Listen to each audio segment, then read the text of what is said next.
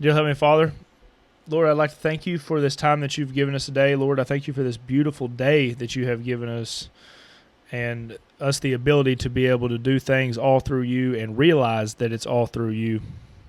Lord, I ask today in the pod that you keep our minds and our hearts open to you, and we try to speak from a graceful heart and only speak the truth.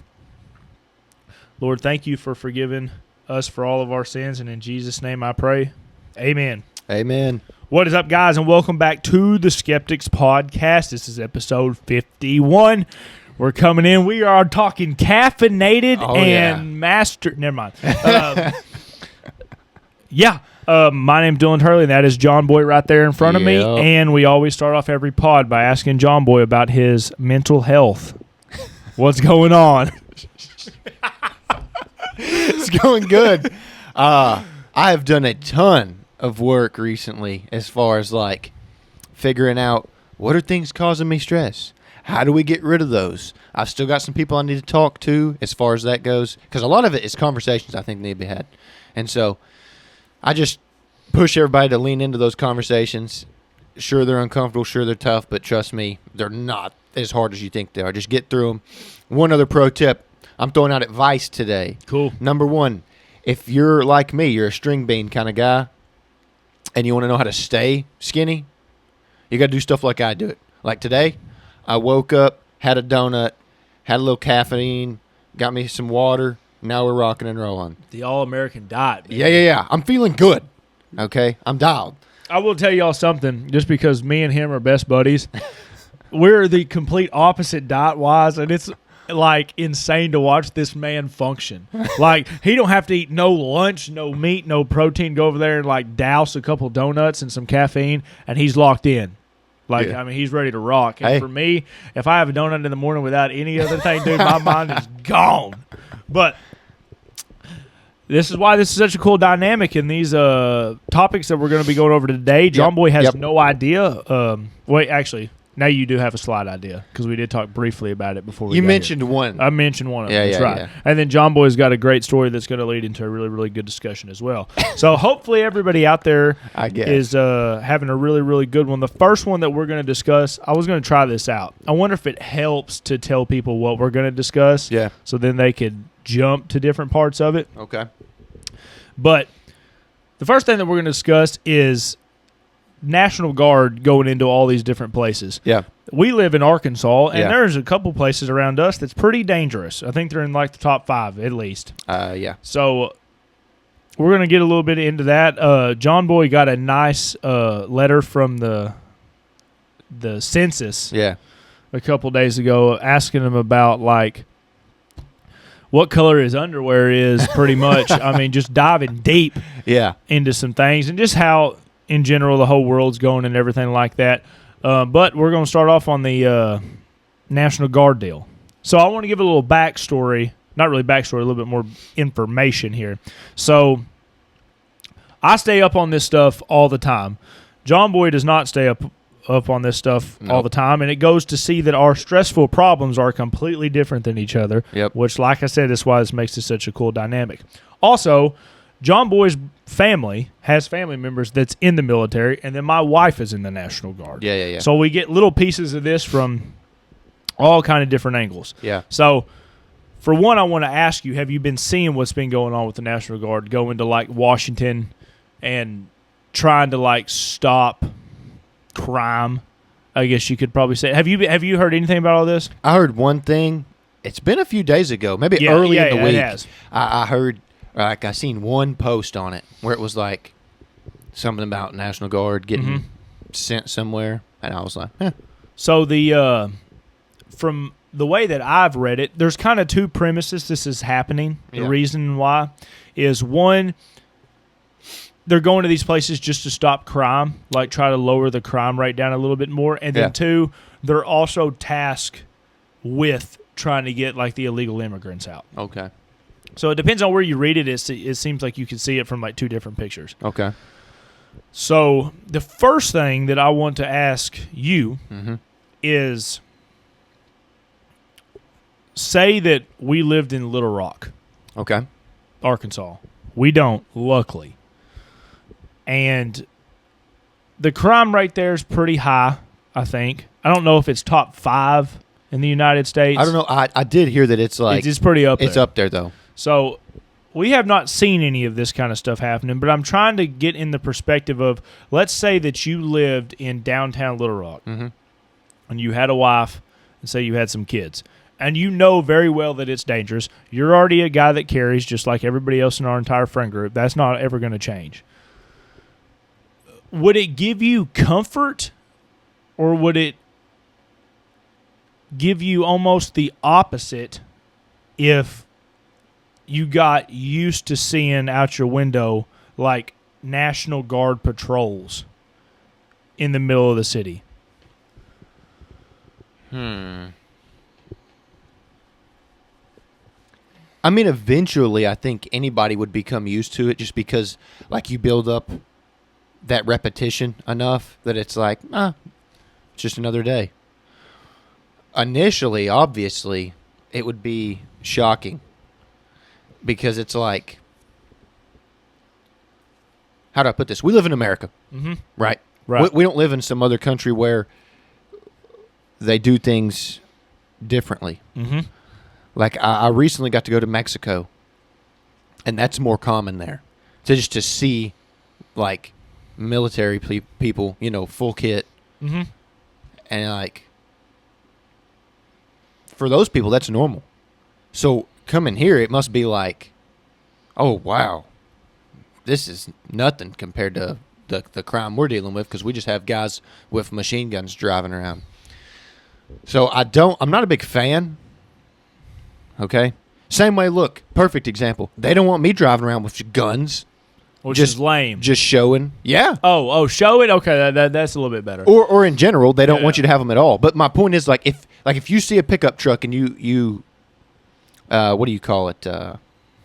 Like, stereotype the person driving, you're like, I bet they have an AR in there. Yeah. You know what I mean? Yep. The same thing you would do to a military vehicle. You see a Humvee and you're like, oh, I bet those guys are ready to rock and roll. Yep. So, I mean, I could tell you right now, my neighbors probably wouldn't like that if I was rolling around doing that kind of stuff. So, no, I wouldn't preferably like it if I was living in downtown Little Rock and I see guys driving around just rolling people up. Right. So, I'm in the same boat you are, because Little Rock is not a place I like to go. Memphis is not a place I like to go anymore, like for anything. Yeah. Now, you're a little bit more gangster than I am. I am more paranoid about it. So I'm not super. I see the correlation on why you need to bring some kind of like excessive force to try to bring this stuff down. I think this just goes back to one of those, the same thing with like all these different policies and these things that's getting implemented everywhere is Donald Trump. You're the one making the decisions on all this. You need to give people some level of a deadline so they can make the decision that you're not trying to start like a tyrannical government. Yeah. Because none of us, what is it called when like the military steps in for you're talking about, I just had it, but I was about to say Mardi Gras, but that's not it. martial law. Martial law, that's it. So when Mardi Gras, that's awesome. They're throwing the beads around, tits are flying. But so yeah, we don't want that. And me and John Boy, we think military stuff's awesome. Oh, I love them. And give honor to everybody that's in the military. Anybody that takes up the choice to fight for our country is awesome. Yeah. I'm all about it. But getting able to, there's a certain level of once you start seeing it so much, I think with anything, it's like anybody that had a dad that continuously asked him to do stuff all the time, you eventually develop this mindset where he's like, this person's just trying to control me. When you walk outside every day and you see officers walk up and down the street, there's a level of almost like I'm being controlled. Yeah. Even if the officers that's walking up and down the street, their whole mindset is I need to protect these people. Well, I've got another just thought. Number one, how do the police feel about this? Right. How do they feel like they're getting their toes stepped on? Like, what are they there for now? If we're just going to send like people who are going to be able to enforce this stuff at a higher level, which is already like, that's kind of sketchy because there's police that already do that. I'm with you. You know, I think they're maybe a little bit too far with some of the stuff they do. Yeah. But then at the same time, like they're trying to keep peace and order. Yep. So now what happens when you're going to bring guys in that don't have to abide by that same rule set? They're able just to like snatch somebody. Yep. I don't know how I feel about that. Also, second part to this, what happened to SWAT? Yeah. What happened to that? You know what I mean? Like, what happened to like, oh, we have a major issue going on, deploy the SWAT team. Right. When did we just quit using those guys? I'm listening. I'm trying to look up some stats here. You're good. Because I'm still a big fan of that idea. I love the idea that, like, okay, you have police, all the different kinds of police, which are cool. Okay.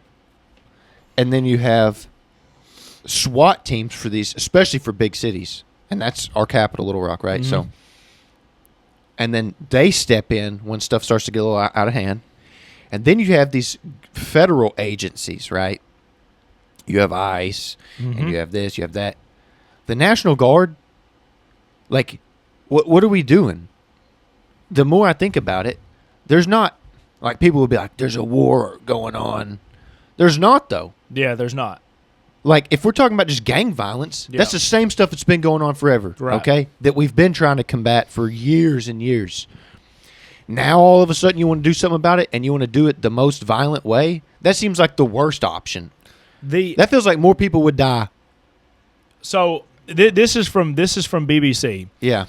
It's recorded 75 violent crimes from August 12th to 26th. After that has dropped 23% on the previous 2 weeks from National Guard being there and doing the things. So overall crime has dropped 23%. And that's where? In Washington. This is where that was from my understanding, I think that's the only place that Donald Trump's implementing this right now, which is strange because I'm looking at you the same way that you're looking at me. I stay up on a lot of crime stuff, and I'm sure Washington is not good, but I've never heard of it being that bad. I've never heard of it being like anything. Like why are we sending National Guard to Washington instead of like Memphis? Memphis, I literally seen a documentary. Okay, I was in South Haven, just south of Memphis, not too long ago. I was there for a concert. And I remember on the TV, on YouTube, now obviously, like it has to do with my feed a little bit, but I seen, or no, I may not have logged in. It may have just been recommended. But it was literally somebody who did a documentary and posted on YouTube about Memphis, the most like dangerous city in America. Mm-hmm. And the cover photo was a guy in a ski mask with a machine gun, a gang member. I guess they interviewed these guys, and I'm like, bulletproof vests, everything. Like, think about that for a second, and that's not what we're trying to take care of. So it seems very wishy-washy, and like there's something else going on. If you're going to deploy people to a place that's like not even cracking the top 3. Right. And like I said, it needs to go back to the same thing. If you want to be able to create trust in the people, you cannot keep doing things without giving us the access of what the outcome will look like. Because the outcome ought to be, we're going to lower crime. Yeah. You could even say that. We're going to lower crime. Yeah. This is how this is going to pan out. Yeah. We're going to send in the National Guard for a month. They're going to clean up as much as they can, or until we believe we deemed a certain percentage. After that, here's the incentives that needs to go into happening to making sure it doesn't go back up, and then just let the thing play out for like a case study. So what's the original reason? The two original reasons that, from what I'm hearing, and it's different between who you listen to. So what you listed off earlier? Yes. They're trying to lower crime in big cities and states all around the United States, and they're also using it to help clean up the illegal immigrants that could be in the gang violence of all this stuff. So, as of now, the Office of the U.S. Attorney General for D.C.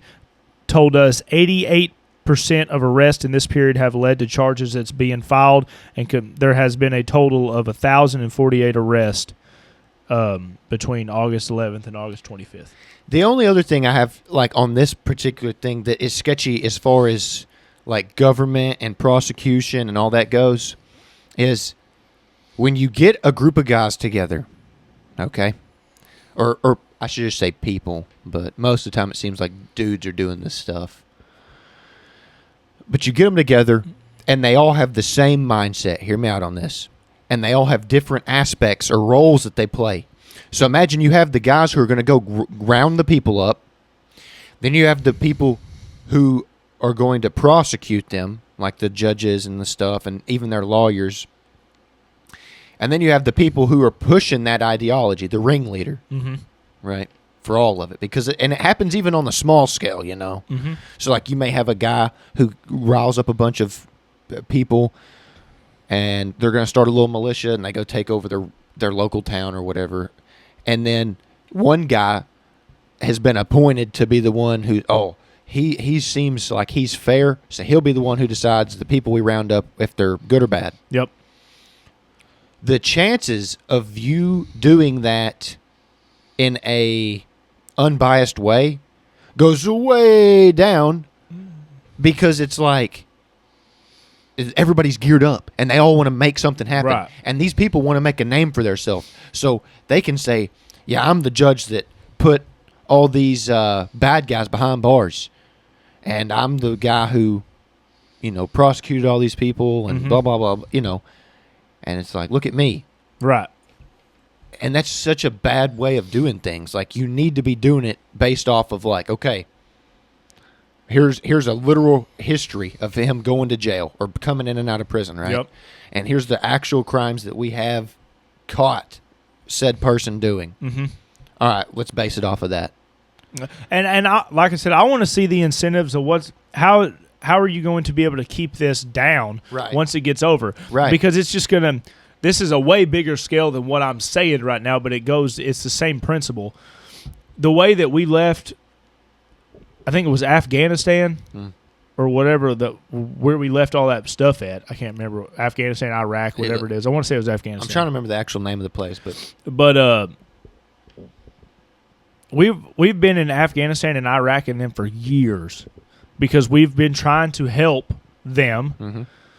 Well, at least we hope that they've been trying to help them. Right. Like, essentially kind of create a society that they can use to fight back against terrorists. And as soon as we left, it's just right back to the way that it was. If you don't lay out a plan, it's going to be the same way for all these big cities. Yeah. Because when you... say you bring a bunch of guys into Memphis, and even if you bring the crime down to like 25% or versus from it being at 100, and then after that you just leave, then you've created, whether you like it or not, and this is the hardest part about anything, is you've created a lot of enemies in that spot because a lot of little kids got to see their mom and dad go to jail for something they may not understand right now. Not only that, but now, just to think about it from the criminal side, if I was a criminal, right, and I was young, and they just come and rounded up all the biggest and baddest dudes in the area, that now leaves you the opening to become the next guy. The big one. The big kingpin. Yeah, because, all these guys, at the end of the day, what do they want? It's money and power most of the time, I would think. Yep. Why else? Yeah, you need to be doing this in a very strategic way, and you need to be letting the people know what this strategic way looks like. Yeah, actually, to your point, you know what I would love? I harp on this. These people come out and they do like these addresses to the nation, which I've seen a lot less of recently, which I don't appreciate. And as much as I don't like this stuff or listen to it, and I'm not a fan, those I might actually listen to that. Right. Just to hear what you actually have to say about it. Right. Instead of your press secretary coming out and giving me some BS. So my point to that is, imagine if you have the split screen. And on one side you have the president or whoever they're going to send out there giving you a briefing on their plan, how long it's going to take, what they're going to do, and how they're going to continue improvement after this initial part's done. And on the left, you get a literal breakdown of their document saying, this is what I have signed to happen, and this is the plan. Yeah. And I could see both of them side by side. What they're saying and the person actually saying it. Like, because if I was the same way that I am right now, and say I lived in Searcy, I actually lived in there, and for whatever reason, in the last year the crimes went up to Memphis levels, I would have no problem if the president came on and was like, hey, you're the top 3 dangerous city in the world or in the United States. Yeah. We are going to send National Guard to there to help clean up your crime and try to get it down under half. And then after that, we are going to do blah, blah, blah, blah, blah to try to keep it down. I would be like, yeah, what are we talking What about? am I thinking about? I'm like, this is awesome. Imagine if they do this. They come out, they make the statement. They say, all right, look, we're going to deploy the National Guard. Mm-hmm. I know people are not going to like this. Mm-hmm. There's going to be a lot of fear, but they're only going to be there for 6 months. Yeah. We think it'll take 6 months. Right. In that time, we're also going to train up local law enforcement, Mm-hmm. and we're going to help funding for regular police and SWAT, Mm-hmm. and we're going to get these guys, and we may even start up some new task units. We'll have a specialized like SWAT team Mm-hmm. that goes and takes down like gangs starting back up. Yeah, yeah. And they're like, we're going to send funding, federal funding, to help these people do that exact thing. It'd be like, okay. Yeah. And we know where the money's going. We know where the people are going. We know what they're going to do. Yep. And we know how they're going to try to continually improve. Yeah, yeah. And I think something that we ought to add on this, and you talk about this a whole lot, which I think is awesome. Let's give a little extra role to the moms and the dads out there. Yeah. Let's be like, hey, these mom and dads and kids that could be living in these areas here, let's find a way to get them implemented in the community to where their kids don't grow up to be like that. Definitely. And I don't know what that looks like currently. I got a couple ideas, but that's definitely that's the overall picture of, I think 99% of the population, especially Memphis, would be like, I'm down for that. You know what I think is cool? Speaking on that, something I've thought up recently is this idea of like, how could you help more kids who are in these bad situations in a low-income household, especially single parent, whether it be a single dad or a single mom? What they need is more parental mentorship, or guidance from a person who would be like a parental figure, okay? Mm-hmm. Beside the parent that they have. So like imagine if you had a summer camp, hear me out, that people they could pay to come to or whatever, but then you would try to pick out 50 kids who couldn't afford to come in the community that either are like in a single or in like a low-income household who could get some guidance. Yeah. And it was more like a mentorship program. And it shows them, like, here's what I do. Yeah. This is what I do for a living. This is what my day-to-day life looks like. Yeah. Here's some cool things that I do as a person that's going to be better for me, my community, and everybody else. Yep. That you could also do. And then show them that it's possible. Because it's not enough to just talk. Right. You got to walk the walk. Yeah. And I also think last thing, and then we'll move on to the next story, is if you are in the National Guard right now, this is for any kind of like role where you could implement actual change in something in like a moment. Yeah. This is your time to show the world that you're the good guys. So Yeah. I'm saying when you go out there and you do this stuff, even if you're taking away bad guys, be on your best behavior. I mean, and because you're also, people's getting to watch you now, and you might have a couple kids that's looking at you that's like, I want to be those guys one day. Right. Because those guys are the man or the woman, whatever Yeah. it is. But I think this could be the way. Like instead of giving me pictures on Fox News of dudes kicking down doors, give me pictures of kids talking to the soldiers. Like give me pictures of them holding them or something. Now don't make it fake, but right. Yeah. Don't go out there and fake all the stuff. But like even I don't know what the protocols are if you were in the National Guard or something of that nature. But if you're doing your job and a group of kids are like looking at you or something like that, don't just try to sit there and be cool. Go over there and say hi to them or something like that, because they'll remember that for the rest of their life. Yeah, have that ultra high professionalism that America preaches. That's for sure. We preach that as a country. That's right. So because we like to be the good guys. All right, next story we're going into here. Some other government stuff that we all love extremely. You imagine you're a good-looking 25-year-old male You work hard. You don't have no payments. You're out here grinding. And all of a sudden, you get a phone book show up at your house that asks every question that you may not even know the answers to, because they're trying to figure out where's the last pubic hair on your groin. This is what John Boy has experienced. So what we're talking about is the census. Yes. And these like information packets Yes. that they want you to fill or online. Yes. So first Yes. off, it starts like online. They send you like a thing through, I don't know if it's text, email, however, whatever, and then it's like, hey, fill this out. And then like you don't respond to it or you're not quick enough filling it out. Then they send you one in the mail, right?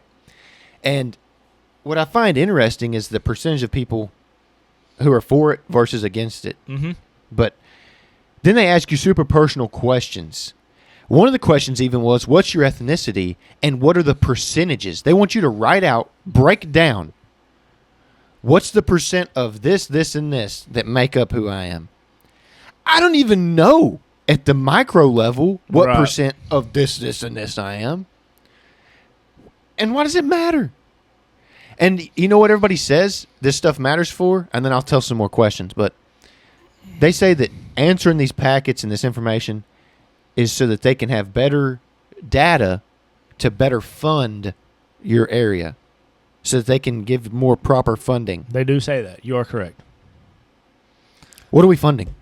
Well, they're fixing to fund all your money in taxes. Was about to happen, so they're having fun taking your money. Is what that means. Definitely. But this idea that where do you work? What's the address of the place you work? How many cars do you own? How many TVs are in your household? How many people live in your household? What are their names? What's their races? What about this? What about that?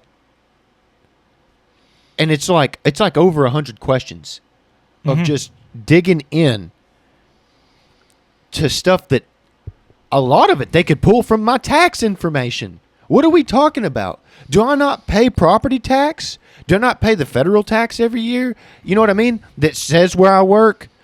It literally says who cuts my paycheck. Yep. They know this stuff. So why am I filling this out?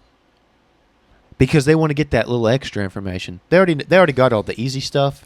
How many cars I have? See, you're sounding like me right now. Because now they just want to know how many TVs I got. That's right. That is crazy if that's a question. It is a question. How many TVs you have? How many TVs are in your house? How about mind your business? So I guess all that stuff would just be for them to calculate how much disposable income you have, I guess, to be able to do all that. I'm going to tell you what they're doing. All right, here we go. I'm about to get into the conspiracy side. And I never get into conspiracies. I'm here for it. This is hilarious. The tables have turned. The tables have turned. What they want to do is they want to know about all this stuff that you got so that they can work with their friends who own these companies so that they can raise inflation so that they can rip me off a little bit more every year. Interesting. Bastards. And that's how I feel about it. And yeah, they want to know how much disposable income you have so they can rip me off. Is there a question in there that says, what's your household income? I'm sure there probably is. Yeah. And we get told all the time, don't talk about income. Yeah. But we're about to tell the entire world, even though, like you said, they already know. They already know. Yeah, yeah. So they collect all my information via like taxes and stuff. Yeah. Yeah, I agree with you on everything you're saying there. And then you know what the packet says? Real quick. You know what it said when it comes in? Like the envelope? It says like mandatory. Yeah. Must fill out or else. Yeah. That's pretty much what it says. Do you find, or in your mind, is there any benefit to have any of that? Like, do you think there's a benefit of having, just say everybody got a packet that was like 3 questions. So, okay. If they had a packet with 3 questions and it was like, how many people live here? Mm-hmm. Are you a resident of this area? Mm-hmm. And maybe some other question. I still am not a fan. But I would be more okay with that. Because now there's not like this, if it didn't feel like this large invasion of privacy. Right. Because you think about, like, how many people are lying on this? And what does that do to the whole world? Like, when like we look up the population of like Cersei, it's like there might just be a group of teenagers out there that's like, dude, I'm going to write down we got 15 people in this house. Yeah. And it's like 2 people. And then now we check our population chart and it's wrong. This goes back to the big conspiracy theory. How do you really have data on anything?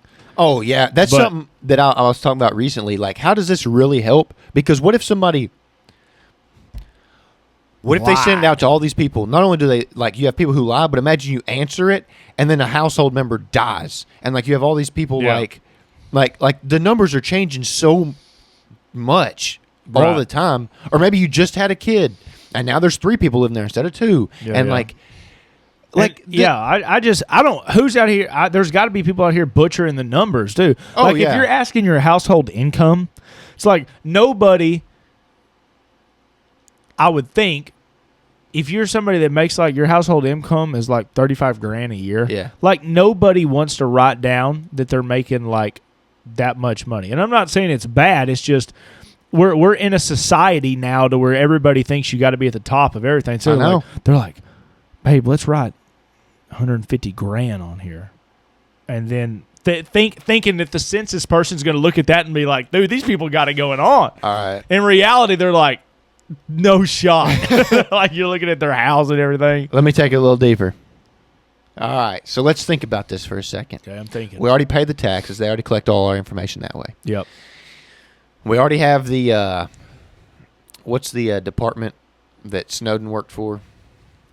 The NSA, National Security Administration. National Security, Yep. Who be listening? Rip that guy. Well, he's still alive, but he's not home. He's cooked. Yeah, one day he'll be able to come home. To Jesus. Amen. Amen. But, like, there's already all these, like, ways to gather information. Mm-hmm. What if this is, and all right, I'm still on the conspiracy thing. What if this is just a way to figure out what kind of person you are? And like people say, like the vaccine stuff was a way to see how many people they could get to follow the rules that they set. Now think about this. Now imagine they're like, oh, we know how much this guy makes, and he lied. So whenever we round these people up, watch that guy because he's a liar. Right. You know what I mean? Like, what a bunch of scrubs, man. It's the feeling of, I guess it's the invasion of your information. Oh, yeah, for sure, dude. That is what is so agitating. Yeah. And, like, kind of disgusting to me. And you know what? It goes back to what I always say. What? Talk about the Boston Tea Party.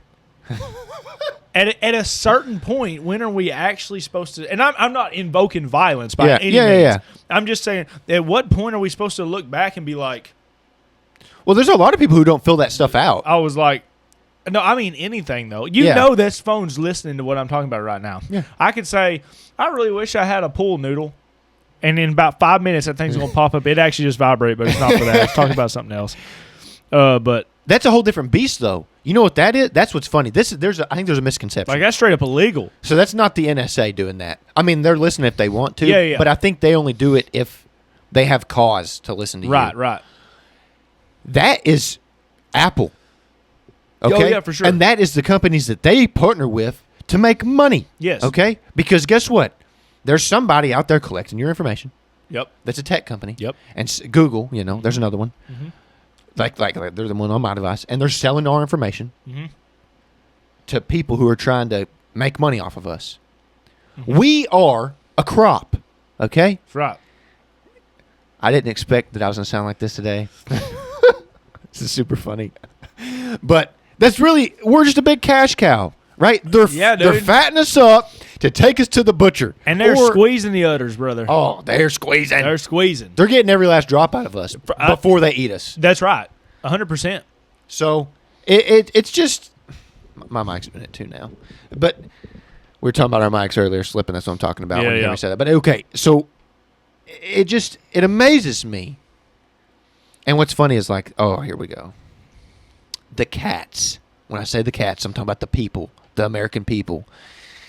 These people. All races? These cats. All of them. Okay. Who? Gerbs from Shane Gillis's podcast calls the blacks the bees. The bees. The bees. Freaking Gerben. How did I know you were going to say it was Gerben too? Because he's the guy that says that. I know, but I'm just saying, like before you ever said anything, I was thinking Gerben. I just knew that was coming. Yeah, you knew it was coming. Okay, but anyway, the cats. These cats, man. Yeah. This idea that, like, because I think some people think that we're far out on the spectrum of, like, oh, these guys they're crazy, man. They're conspiracy theorists. And then that same people are the ones who are like, man, I ain't filling out this census. All they want's more information. Yeah. But I can't wait to take your vaccine. Yeah. You're right. What are we doing now? That's crazy, bro. Or they're like, I'm against the vaccine, and they're like, I'll fill this census out. I'll give these people every bit of my information. Hell yeah. Or you got the ones so true who's like opposite of all that, but they're like, God bless the taxes. I can't wait to pay these taxes. They're fixing my roads, buddy. They're keeping the schools going. That's it. Yeah. I think what you just said there goes to show, because every person that's watching this video right now, one of those ones that you said, they rather said, that might have been me at one time, or they said, I know somebody like that. Yeah, or they go, or they're that guy, and that's not me. Yeah, for sure. That's it. That's the three categories. Yes, but in the end, it goes to show, yeah, we all might not believe one singular thing, but in the end, we all do believe to a certain point that I call it evil. There's a specific evil that's against everybody. I'm not even just saying the American people. No. But wants everybody to lose. Yeah. But just because me and other person disagree on the vaccines right here, we could both sit here and say, sometimes the government does not do stuff that's in the favor of all of us. Mm-hmm. And that is the point that I think people need to lock in on versus just sitting there arguing about this one thing, because all that argument's going to do over time is now I will say this, but let's not. Jesus told us there is a truth to everything. Yeah. Now it's getting harder to find said truth. Oh yeah. And it'll probably get with AI and everything. It's going to get really hard to find the truth. And sometimes we may never know the truth. That's why we encourage people to fall back on something that you believe in that's bigger than everything. We do Jesus Christ here. Anything else, open to that. We just want to throw that out there. But, yeah, that's how you really connect with each other. And that's how, in the end, that's how you develop the team that beats the evil. Yeah. Because you got all these people over here that's like, you know what, I might disagree on this, I may disagree on this, but I do agree on this fundamentally for sure. And that you just got to keep your eyes open all the time. Patrick McDavid says all the time that the paranoid always win. Yeah. Because they're the ones that's out here getting ready for everything. Perfect example, if I have a Gucci AR, I'm talking Geisley, 16-inch barrel, Surefire R2 or RC3 suppressor, EOTech on there, FRT triggers. Immaculate. Exactly. It's beautiful, yeah. And I got 100 rounds. Yeah. And I'm fighting against a guy with a Palmetto State Armory one with 2,000 rounds. Yeah. You better have a really good shot or you're going to lose that battle. You better be a beast That's what of I'm a saying. guy. Right. Because in the end, more or less, the numbers normally win. Yeah. So we just got to find a way to be able to all connect together on all these different topics that's coming up here. I'm trying to find something real quick because I want to read it that goes with this. Give me one moment.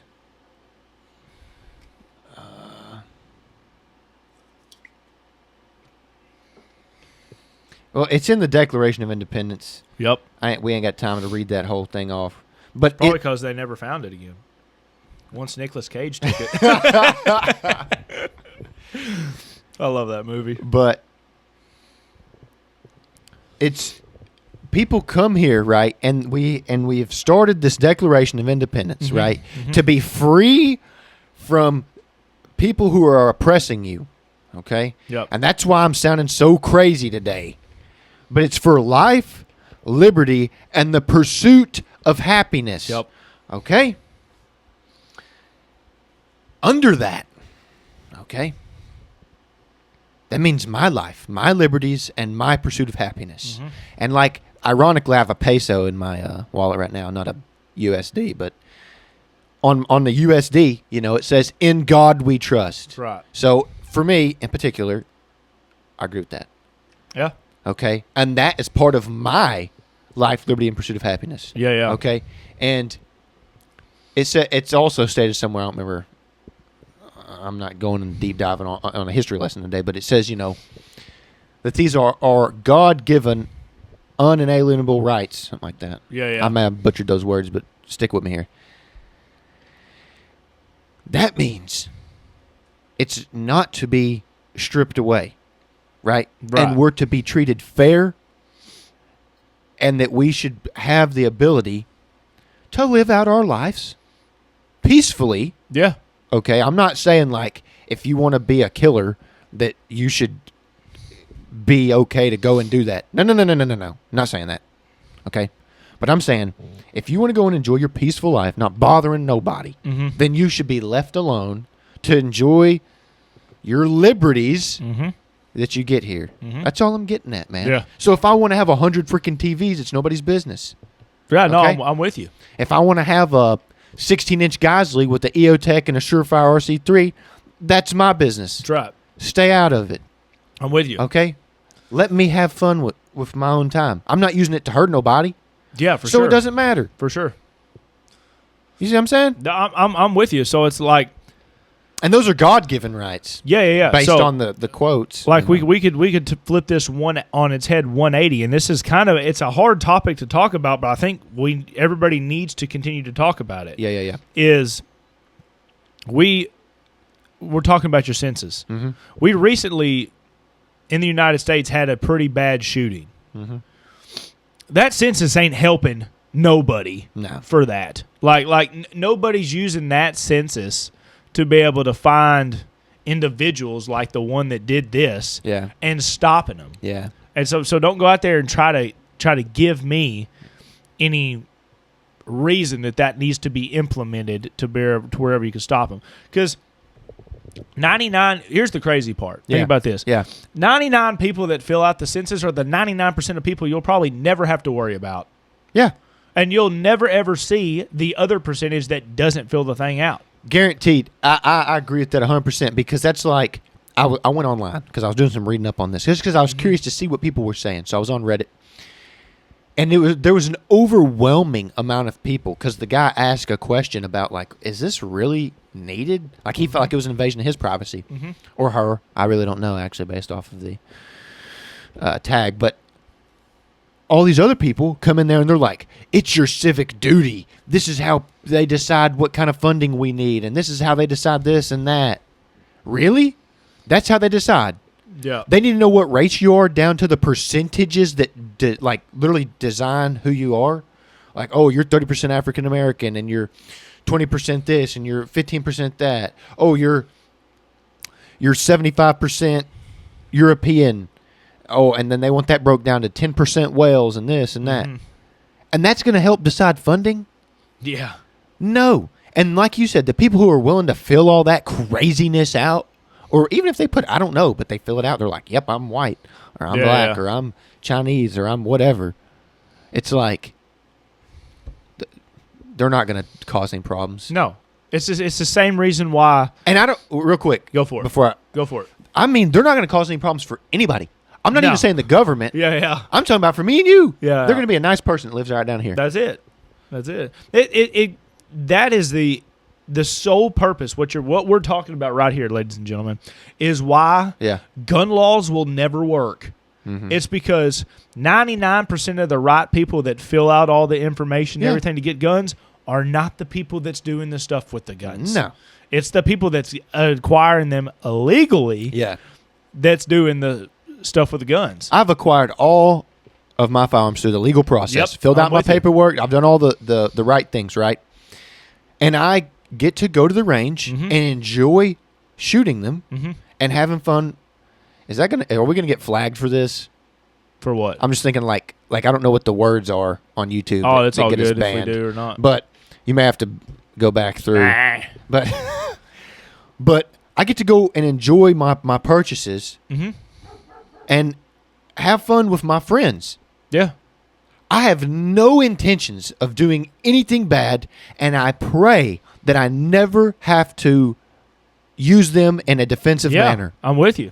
I never want to be put in that place. Now, yeah, I do use some of them for hunting, and I have like applications for that.